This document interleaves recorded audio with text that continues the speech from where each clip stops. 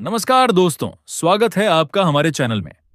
आज हम बात करने वाले हैं एक ऐसे विषय पर जिसके बारे में अक्सर गृहस्थियों के मन में सवाल रहता है, और वो विषय है माघ गुप्त नवरात्रि, खास तौर पर 2026 की। सवाल ये कि क्या एक गृहस्थ को गुप्त नवरात्रि में व्रत रखना चाहिए या नहीं, और अगर हाँ तो सही तरीका क्या है। दोस्तों, गुप्त नवरात्रि जैसा कि नाम से ही स्पष्ट है, गुप्त यानी छिपी हुई, गहन आध्यात्मिक साधना का समय होता है। ये आश्विन और चैत्र की सार्वजनिक नवरात्रियों से थोड़ी अलग होती है। इसमें तांत्रिक साधनाओं और गूढ़ विद्याओं पर जोर दिया जाता है, लेकिन इसका मतलब ये नहीं कि एक सामान्य गृहस्थ इसमें भाग नहीं ले सकता। बस उसे सही ज्ञान और सही तरीके की जरूरत है। तो आज के इस वीडियो में हम पूरी तरह से समझेंगे कि गृहस्थ जीवन जी रहे एक साधक के लिए माघ गुप्त नवरात्रि कैसी होनी चाहिए। सबसे पहले आइए समझते हैं कि गुप्त नवरात्रि है क्या। हिंदू पंचांग के अनुसार साल में 4 नवरात्रि होती हैं। इनमें से 2 चैत्र और शारदीय आश्विन प्रकट या सार्वजनिक होती हैं, और 2 आषाढ़ और माघ गुप्त नवरात्रि कहलाती हैं। माघ गुप्त नवरात्रि माघ मास के शुक्ल पक्ष में आती है। 2026 में यह जनवरी के अंत से फरवरी के शुरुआती दिनों के बीच पड़ेगी। सटीक तिथि पंचांग के अनुसार नजदीक आने पर ही बताई जा सकती है। गुप्त शब्द की महत्ता यहां है। इन नवरात्रियों को 10 महाविद्याओं की साधना, तंत्र मंत्र की गहन साधना और गुप्त मंत्रों के जप के लिए विशेष माना जाता है। ये साधना बाहरी आडंबर से हटकर आंतरिक शुद्धि और आध्यात्मिक शक्ति प्राप्ति पर केंद्रित होती है। अब आते हैं मुख्य मुद्दे पर। एक गृहस्थ जिसकी दिनचर्या नौकरी, व्यवसाय, परिवार और सामाजिक दायित्वों से भरी होती है, क्या उसे गुप्त नवरात्रि में व्रत रखना चाहिए? इसका सीधा और सरल उत्तर है हाँ, रख सकते हैं, लेकिन एक गृहस्थ अनुकूल तरीके से।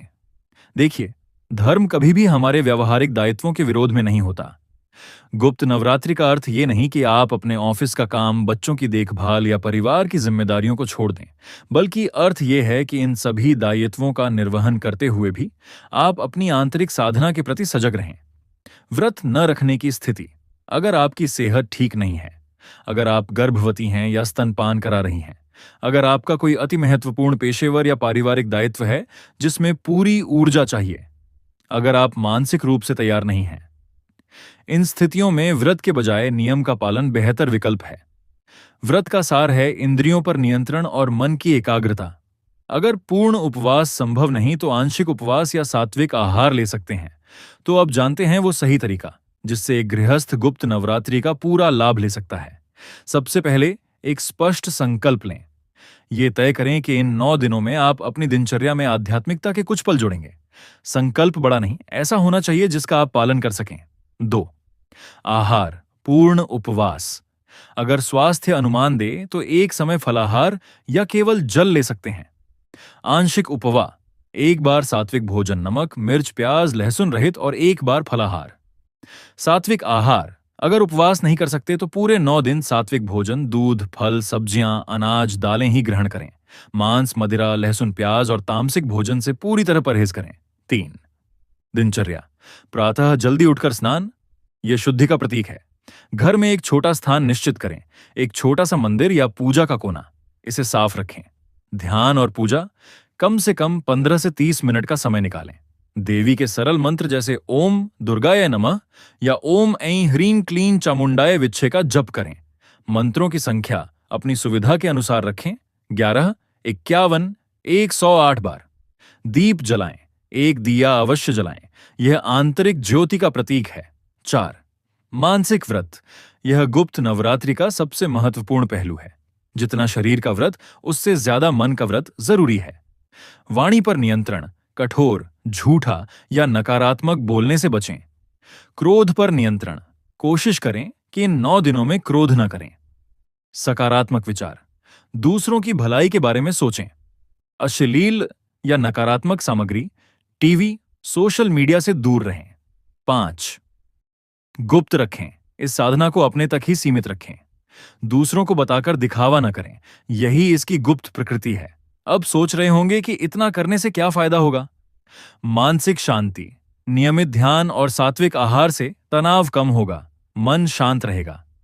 आत्म अनुशासन: व्रत और नियम आपके अनुशासन को मजबूत करेंगे, जो पेशेवर जीवन में भी काम आएगा। सकारात्मक ऊर्जा: घर में साधना से सकारात्मक ऊर्जा का प्रवाह होगा। पारिवारिक वातावरण शांतिपूर्ण रहेगा। आंतरिक शक्ति। मंत्र जप और ध्यान से आत्मविश्वास और आंतरिक शक्ति बढ़ेगी। जीवन की चुनौतियों से निपटने की क्षमता मिलेगी। यानी गुप्त नवरात्रि एक आध्यात्मिक डिटॉक्स की तरह है, जो आपको एक बेहतर गृहस्थ, बेहतर पेशेवर और बेहतर इंसान बनने में मदद करती है।